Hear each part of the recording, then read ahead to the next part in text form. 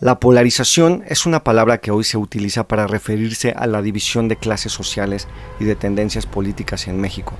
No es un fenómeno nuevo. Es mentira que el actual presidente haya dividido o polarizado a la sociedad mexicana, por mucho que se empeñen sus detractores en autoconvencerse y tratar de convencer a los demás de que es así. Es más, aquella polarización es tan antigua que se remonta a la época de la conquista, y que fue un factor clave para que los invasores genocidas obtuvieran su victoria. Y el factor que determinó la derrota fue la alianza de los tlaxcaltecas con los invasores españoles para derrotar al imperio mexica. Pero el punto es que aquella división ha existido desde entonces, y es lo que ha mantenido a México como un país subdesarrollado. Los ricos odiando a los pobres, algunos pobres odiando a otros pobres, los blancos sobajando a los morenos sobajando a otros morenos, los fresas odiando a los nacos, como se les decía anteriormente. Pero vale la pena profundizar un poco en lo que hoy es llamada la polarización.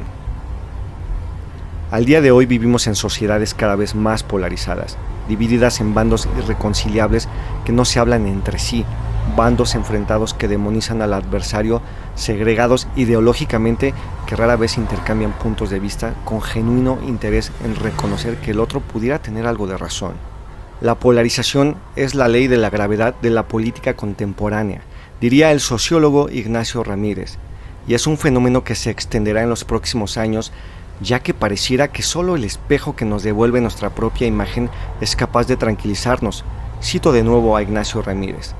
Y es que estamos ante un estado de aislamiento cognitivo que nos lleva solamente a hablar con los que piensan como nosotros y a mantener amistades o relaciones solo con quienes tienen nuestras mismas simpatías políticas o de cualquier índole. ¿Por qué estamos polarizados? Son diversos factores. Uno de los principales son los medios de comunicación, porque estos medios buscan mantener sobre todo la fidelidad de sus audiencias al defender intereses ideológicos y partidarios concretos. Pero también el papel que juegan hoy las redes sociales es brutalmente impactante, ya que esparcen veneno todos los días al recurrir a una adjetivación extrema y un desprecio por lo diferente. En aquel fenómeno de la polarización no todo es negativo. Podríamos mencionar algunos matices positivos que trae la polarización en la política. Por ejemplo, en algún momento de la historia todo se centralizó. El discurso para decir que había derecha e izquierda perdió sentido, y ese discurso cambió gracias al enojo. Pusieron palabras como las que decían todos los políticos son lo mismo, y esta polarización en algún sentido recupera el desacuerdo ideológico, como eje de la competencia política. Es decir, no son todos lo mismo. Hay una competencia política que adopta una efervescencia muy intensa, y que se le puede llamar un aspecto positivo a este fenómeno, ya que sincera la competencia política. Es mentira que la sociedad y la opinión pública sea un lugar homogéneo. No. La sociedad está dividida por conflictos, por desacuerdos ideológicos, por valores distintos, por culturas diferentes, por conflictos de intereses, por racismo y clasismo. Entonces, necesita que la oferta política recoja y traduzca esos desacuerdos. Hoy la competencia política y polarizada refleja y traduce mejor aquellos desacuerdos y esos conflictos de intereses. Aquí en México, los detractores de López Obrador, gente del sector conservador, dice: el presidente polariza, sin darse cuenta de que ellos son los que polarizan, o quizás sí se dan cuenta, tanto los conservadores como los llamados de izquierda, aunque sí que los de la derecha les da pena aceptar que ellos son los que polarizan de forma más aguda, y que además su discurso se presenta como si la sociedad antes viviera en armonía y que los de la izquierda llegaran a dividir y ellos como derecha solo fueran víctimas de ideologías diferentes a las suyas. Y seamos honestos, el principal motor de la polarización es la desigualdad que los gobiernos de derecha impusieron a beneficio propio, y ahora vienen a victimizarse de aquella misma polarización de la cual ellos se benefician. Y finalmente digamos que la derecha vino a utilizar la polarización como estrategia política Y también la derecha es la que está tensionando los límites de la cultura democrática y como herramienta de segregación. Pero lo que debemos entender para evitar que esto llegue a los terrenos negativos, como es lo que pasa, es entender que el fenómeno de la polarización no es un fenómeno político, sino un fenómeno social concerniente a la vida pública. Al final, podemos decir que la polarización es algo natural de la sociedad trasladado al ecosistema del odio del que las redes sociales y medios de comunicación convencionales hacen propaganda constante para su propio beneficio, agudizando el clasismo y el racismo y tratando de mantener la desigualdad en el país. Y no es López Obrador quien polariza la sociedad mexicana. Así que hagamos reflexión para primero ver si en realidad queremos cambiar y lograr que la polarización deje de ser nociva en mayor parte. Este segmento dedicado a la polarización está basado principalmente en el libro del sociólogo Ignacio Ramírez llamado Polarizados, y también en la entrevista que le hace Hernán Gómez en su programa llamado Las consecuencias de la polarización.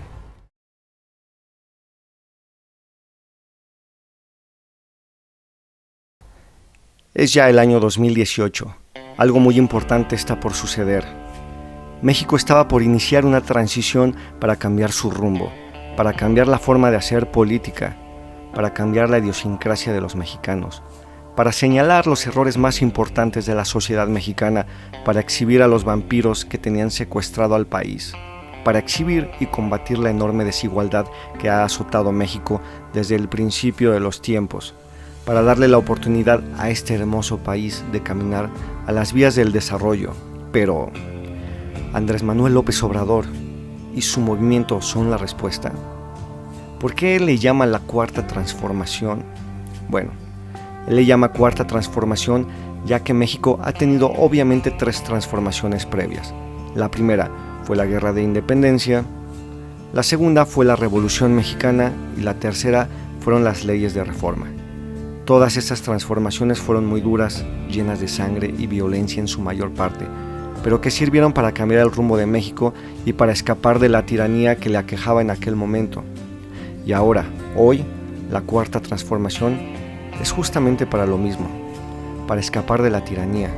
En este caso no se está luchando contra los invasores genocidas españoles, tampoco contra el régimen de Porfirio Díaz. Tampoco se trata de separar a la Iglesia del Estado, que afortunadamente las leyes de reforma lo lograron. Ahora se trata de escapar y de vencer a una nueva tiranía que se reafirmó en 1988 con la llegada de Carlos Salinas de Gortari y que empeoró de forma considerable con la llegada del PAN al poder. Esta casi termina con el país. A diferencia de las transformaciones pasadas, esta se ha desarrollado sin sangre.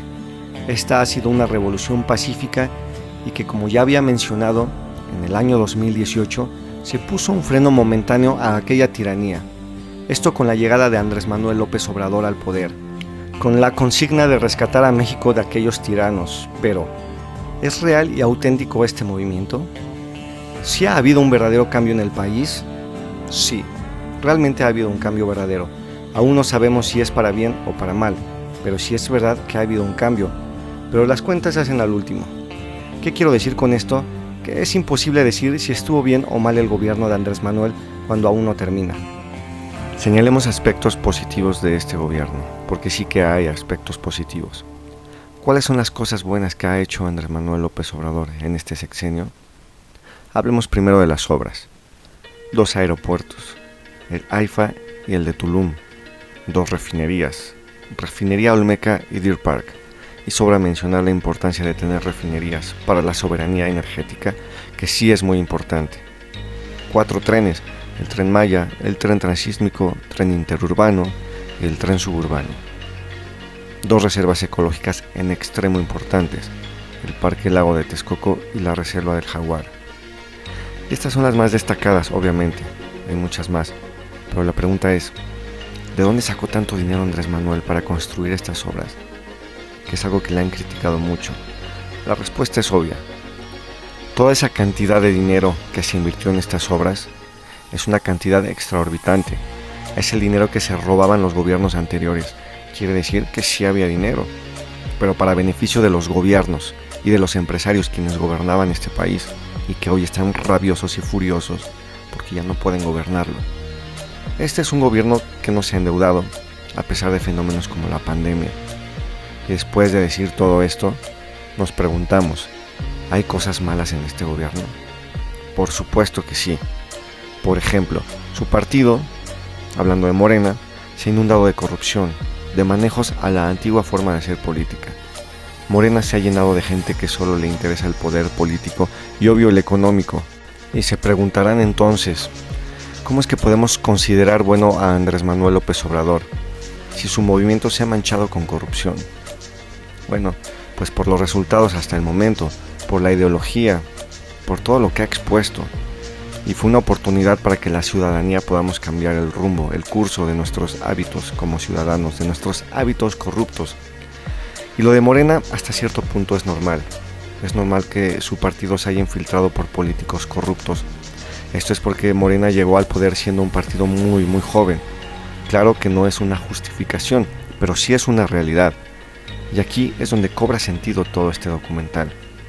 Los mexicanos en todos sus niveles socioeconómicos nunca tienen la culpa de nada. Siempre es culpa del gobierno.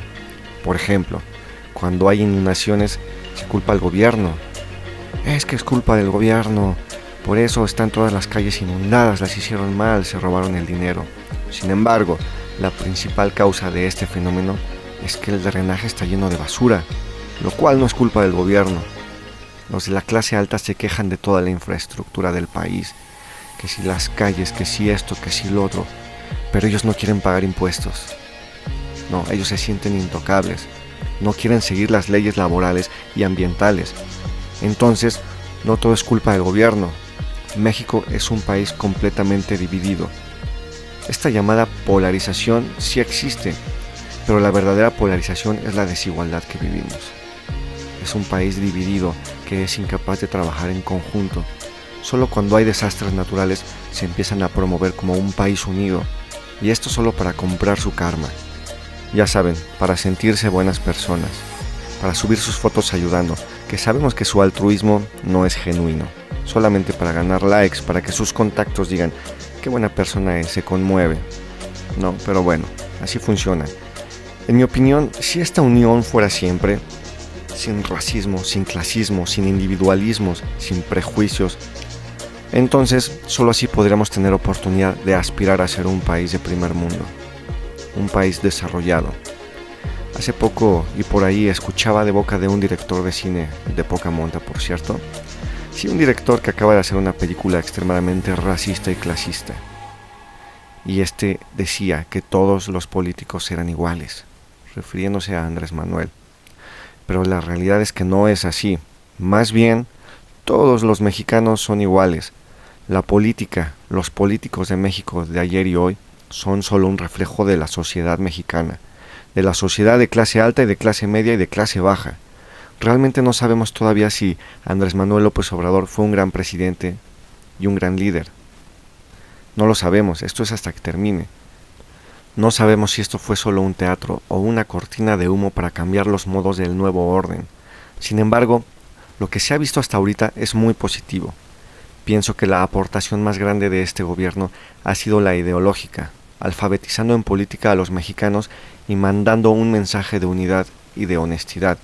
Si es real o no, si es genuino o no, no lo sabremos, pero hay que verlo como una oportunidad para cambiar como sociedad, como país, que como mexicanos dejemos de ser esa cultura de deshonestidad, de corrupción que desde niños nos lo enseñan. Hoy tenemos una gran oportunidad de que cada uno de nosotros podamos poner nuestro granito de arena. ¿Y cómo lo podemos hacer? Es muy simple. Seamos honestos, no siendo corruptos, no tirando basura y tratando de no generar tanta, no estacionándose en los lugares exclusivos para discapacitados, no siendo racistas, no siendo clasistas, no siendo misóginos, no siendo homofóbicos, respetando a los animalitos y al medio ambiente, respetándonos los unos a los otros, sin avaricia. Lo sé, es una auténtica utopía. Por eso es que Andrés Manuel López Obrador es el presidente que México no se merecía.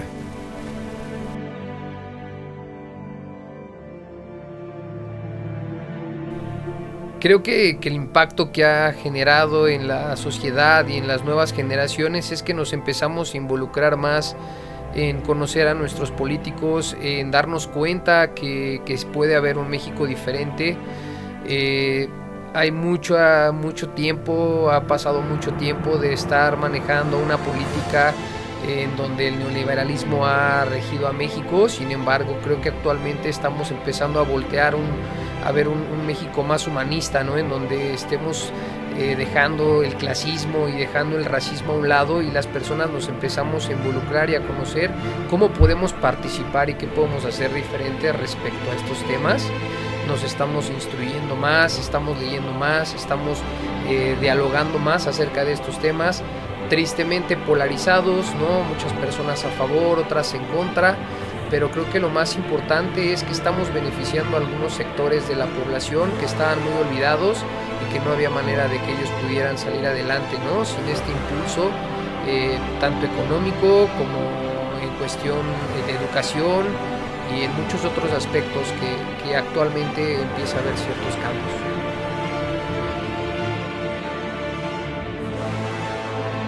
Claro que es verdadero el cambio.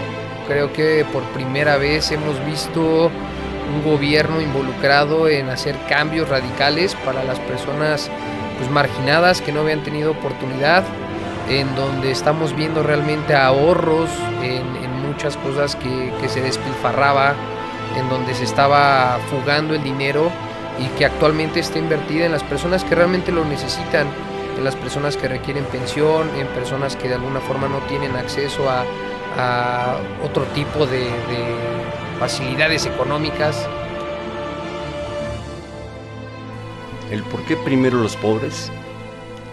Porque los pobres son la base del país, y estando bien los pobres, estando bien nosotros los pobres, ¿sí?, podemos estar mejor todo el país.